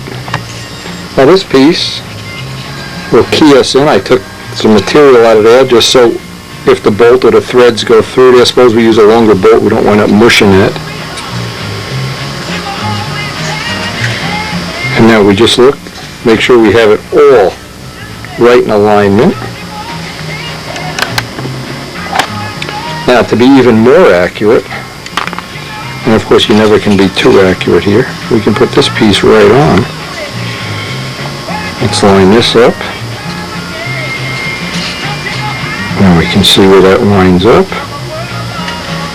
Right there.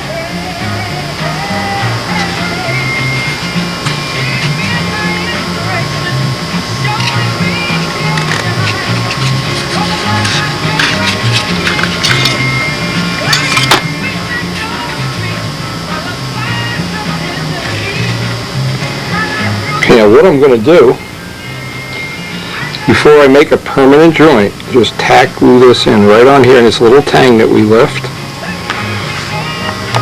And of course what's happened in the past when I've done this, I glued a tip weight box in place. But that's just a temporary little dab of glue there. And now we can do the final set and make sure we have equal clearance around the whole thing. And make sure we're level in this dimension. And everything seems to fit okay. Okay, because of course we could still break that out. Let's make sure we have our seam lined up well.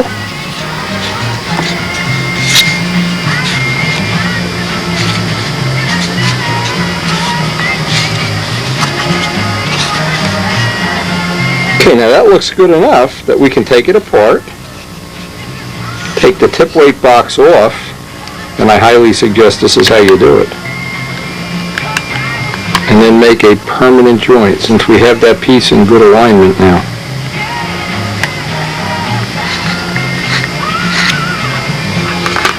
Now we can just run a permanent glue seam. And also do the other test, make sure this is perfectly flat, because that's when we tack it together, that's how it's going to be. And make sure we still have a nice accurate fit on the box before we make that permanent seam. Now we know we have this in good alignment. We just glue it in permanently.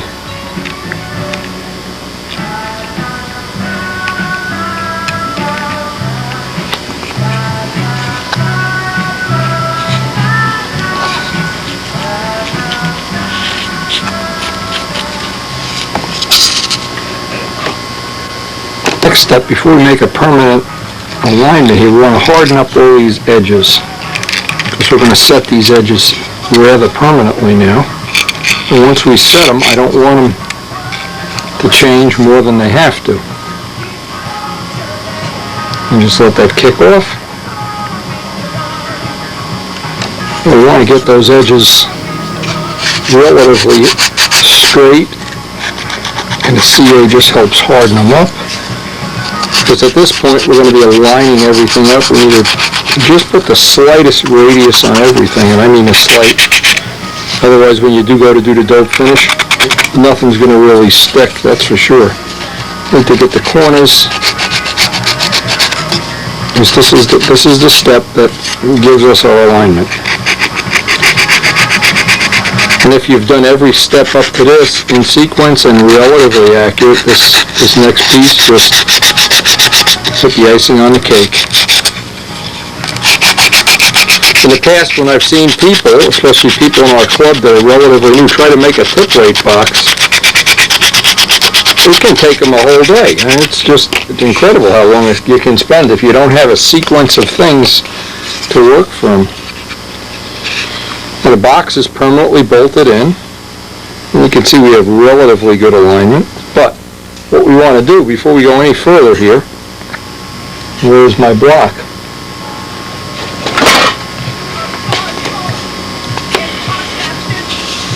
So I want to get the alignment. Yeah, that's going to be pretty close. Before we put this together permanently, and I think we really got this one.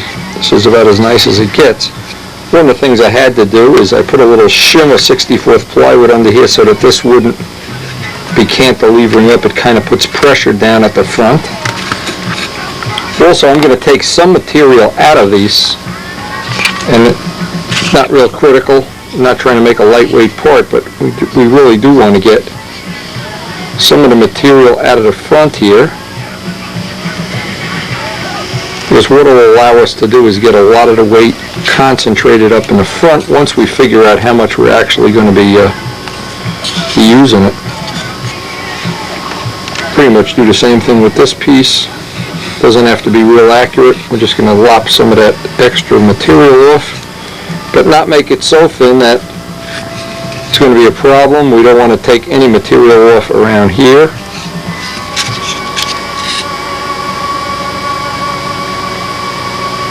I always try to leave radiuses in all the corners, and I want to leave this material here.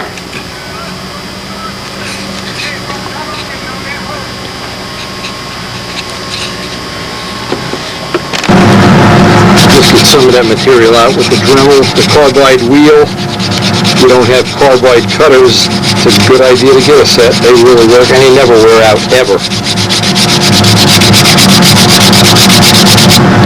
Not trying to make it too fancy, but what this is going to allow us to do, again, is just to move the weight around once we determine exactly what that amount should be. And as an example, if the plane were tail heavy, we want to get the weight as far forward as possible. If we're fighting a plane that's really nose heavy, we could run that weight a little bit further back. We'll do the other side exactly the same, and then we'll be ready to join these two together. And the last thing, just make the bolt the hold-down bolt. The last step on this, before we glue this permanently together, have all my alignments hopefully close, but I'd still like to tack it together. I want this surface to be perfectly flat, so what I'm doing is I'm using my, what I'll call a precision block, for lack of a better word, and just put a couple of tacks on this. The reason I'm not putting a permanent glue joint on this is because if I want to move it, I want to be able to just cut those little areas and move it. And the other thing, I don't want to glue it together and turn around and the box is permanently glued in. You don't think I've done that before, do you? Well, let me tell you something. People that don't admit they've done that, they're just liars. But they haven't built a lot of planes, one or the other.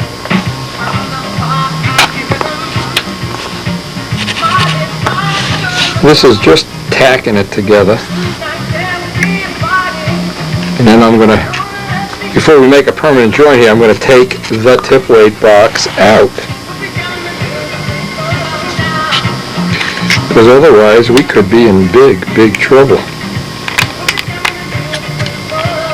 But we're closing in on this, and it really didn't take as long as I thought it would.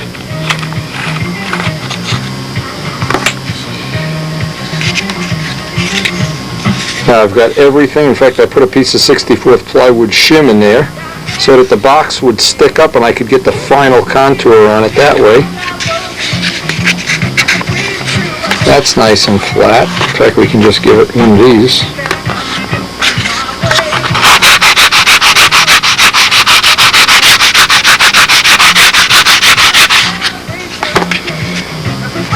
Now that looks pretty good. The joint I'm not worried about right now, but I think it's safe. Now I can even do a couple of tacks on the inside here. Tack up the front.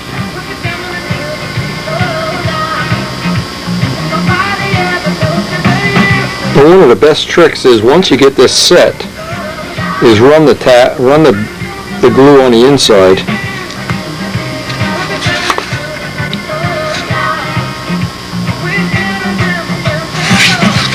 And we can just glue this here just for our own.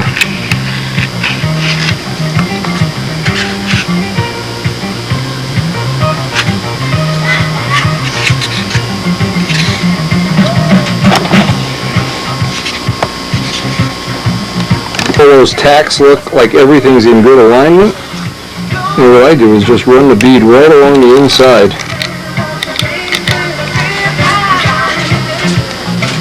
Q-tips here, wipe the extra off.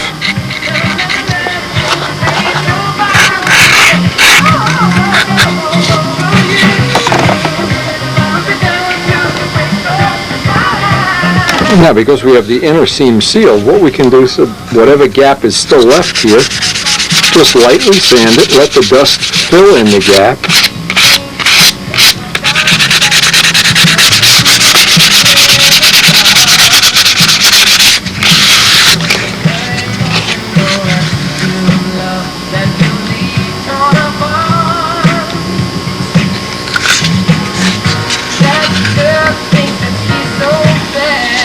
And when we sand it, we'll get this whole joint to, just rubbing around my pants here, we'll get that whole joint hopefully to disappear.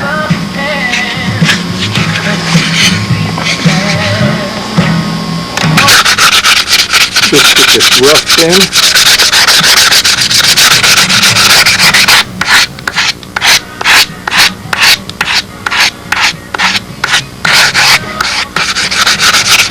And when we do a final sanding,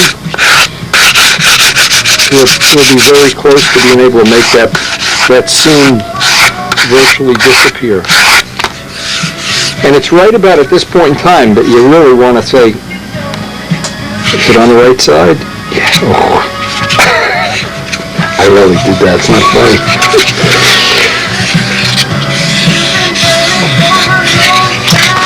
Anyway, true story, Jimmy Casale spent the better part of a season trying to convince people that he wanted that tip weight box that way.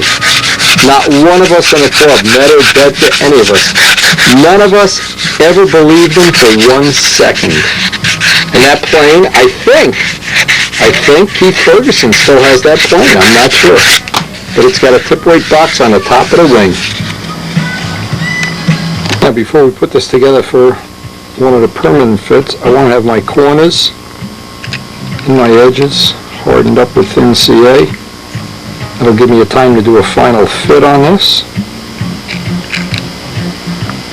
But this is basically as far as we're going to get today, but even this is, to me, a significant thing, because what happens at some point in time, the plane stops becoming just foam cores and it starts to become an aeroplane. And we're very rapidly approaching the time when this is really starting to get to be, in my opinion anyway, a lot of fun to work on. As soon as it starts to look like an aeroplane and not pieces, changes everything. It's like when you build a model railroad, the first day you can run trains instead of just looking at tracks and switches and stuff. As soon as you can run trains, wow, everything changes.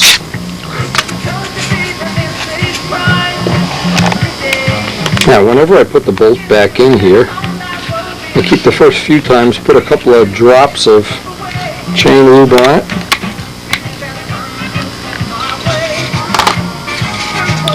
Now, I purposely have this block, it's sitting on 2 pieces of 60-foot plywood, so it's a little bit higher than the surrounding surface.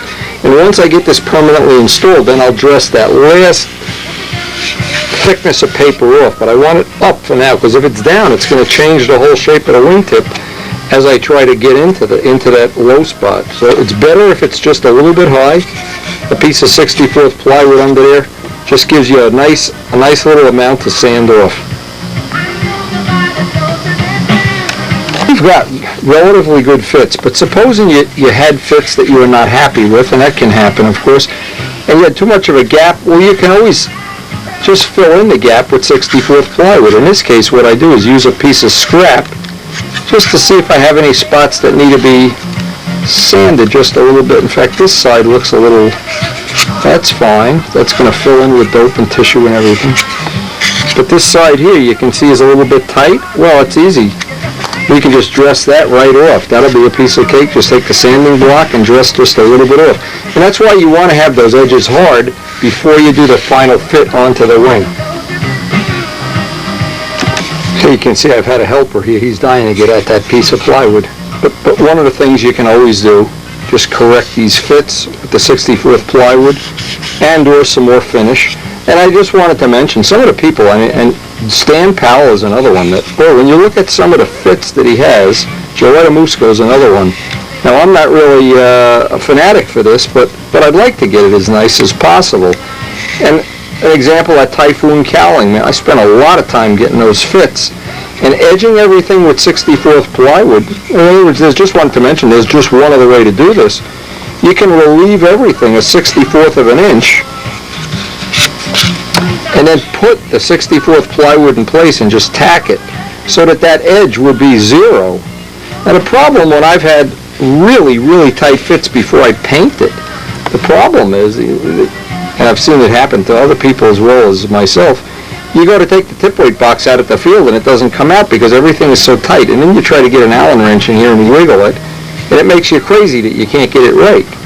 So in my case, I'm going to leave the clearance of a 64th piece of plywood. That's about what I'd like to have, and I'd like to have it in all dimensions. And I think that'll serve our needs just fine. Last step is going to be, one of the last steps, just want to make sure this fits up on the wing nice and flat, and of course I'll dress off the wing with the same block. I want that to be a perfectly flat surface. I need to take the tip weight box cover off. This little guy's coming off. I need to make up a little piece of plywood, like a postage stamp, with either a 440 or a 632 bolts, not really important. Because I want to bolt my tip weight in place. I do not want to have anything floating around. Then I can just leave the spot right here, measure it out for a piece of plywood, run a bolt and a nut through, and glue that in place and try to get it, I don't want it laying over one side or the other, as relatively flat as possible. We'll start with a scrap of 1/8 inch plywood. Now, this type of a screw head is better than an Allen bolt because we don't have to dig into the wood as much. Just going to have it into a blind nut, and from here then I'm going to trim the length. This is one thing we definitely don't want loosening up. And now we want to trim right about there, trim the bolt length right about there.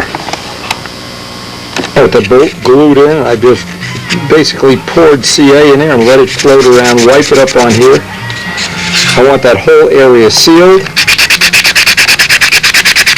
And every time we go about sanding, we're going to just hit this, just slightly radius that edge, so we wind up with an edge that hopefully will have a nice even radius on it by the time it comes time to put the final finish on the plane. Now, the last thing, or two things left to do, is I got to hollow this out, because that bolt, we're going to be able to put tip weight in there, of course, much more than the bolt. So I need to take that much material out. There's my little indentation, and I can just Dremel out that material.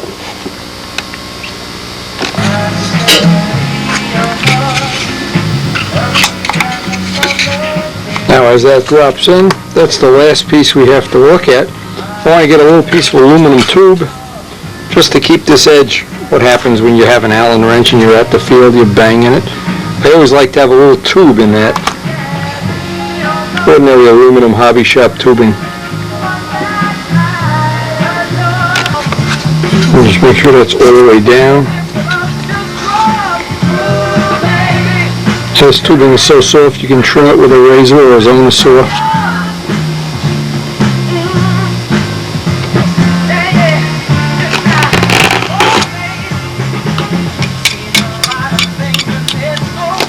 It's always easier just to sand this extra down with an ordinary sanding block. You try to do it with a Dremel tool, it gets so hot and then the glue joint pops.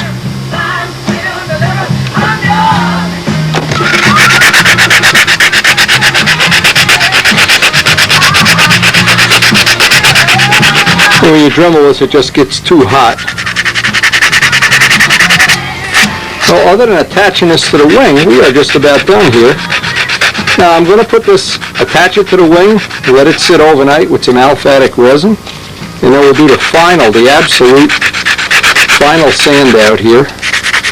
Tomorrow or the next day. Well, Karen's got to go back to the hospital tomorrow, so it'll probably be 2 days from now. And our aliphatic resin can be drying. Keep constantly, break those edges, and that'll protect it in the long run. Now you might be thinking, well, what's the point of weighing the tip? It just doesn't make sense. You're going to put lead in it anyway. Well, let me just explain that. I want to write down what we have. This is 22 altogether.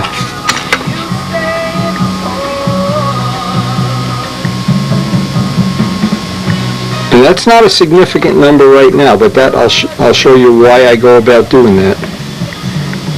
Let me just get this wingtip glued on first. We'll just glue it on and tape it on with aliphatic resin. Let me just explain something. If you have a wing, you're going to be looking at the front of the wing. Nice and even. There's a center point of the wing. And we of course know, because of the foam wing construction, we know exactly where that center line is. But at any given time in the building of the wing, we can put 2 razor blades under the middle of that wing. The outboard tip, in theory, should be heavier, and we can put a gram scale underneath here, and we can read the amount of weight, and it's going to be like a seesaw that's falling down. Now, what I wanted to know right off the bat is, this one is 22 grams. Let's say the one on this side is going to be 12. Well, we know the difference of 10 grams. That weight, the difference between what the outboard tip and the inboard tip weighs roughly, assuming everything else is equal, and on a twin you can't, because the nacelles, one nacelle may be heavier, one cowl, whatever. But we're starting with knowing if this tip, if the outer tip is, in this case, 10 grams heavier, and we're balancing right on the middle of the wing with 2 razor blades. You can just basically put the wing just like you balance a prop. That 10 grams gets deducted off the weight of the wing. So let's say we have a 10-ounce wing. It's 10 ounces minus the 10 G's. Well, let's make this real easy. If it was 14, this would be a ½ ounce.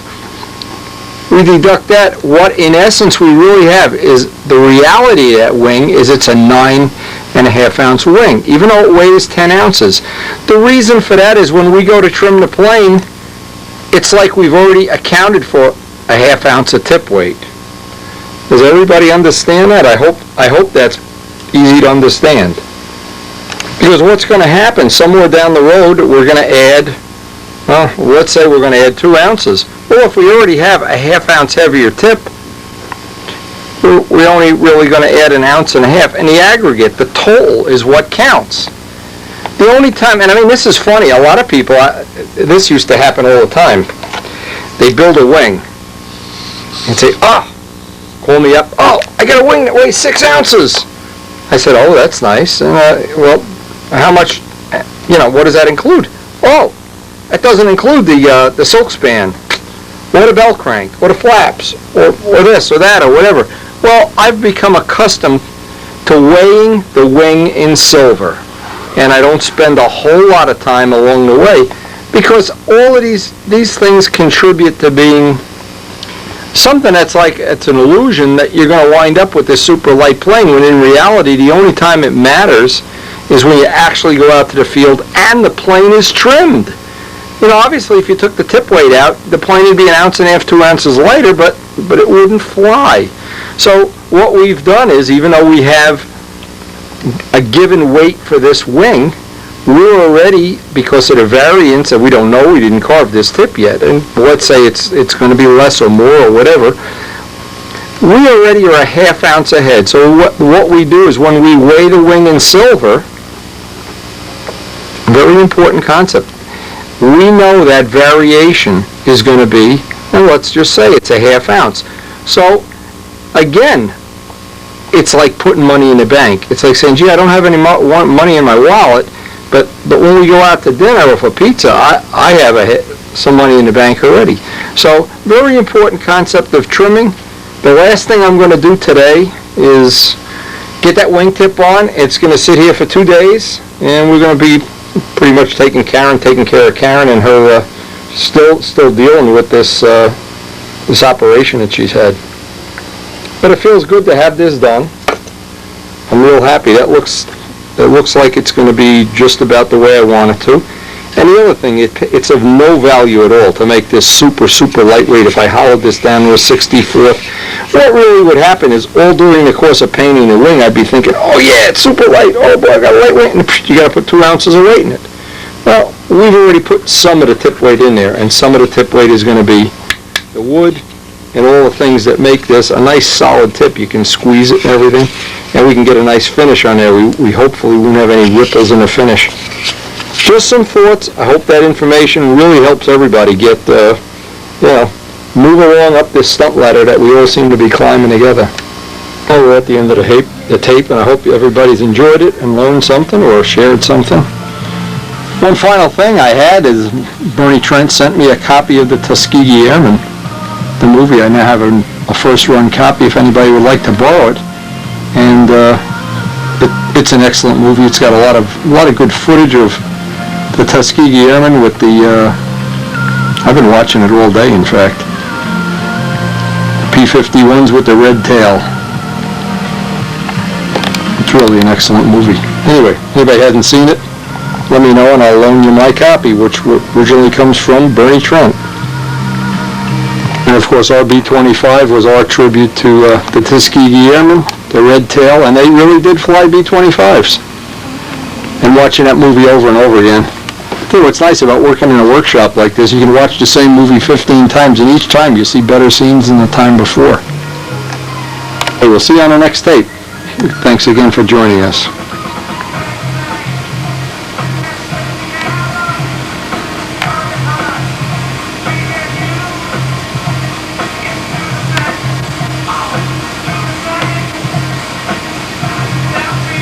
And then we'll pick up the other wingtip on the next tape.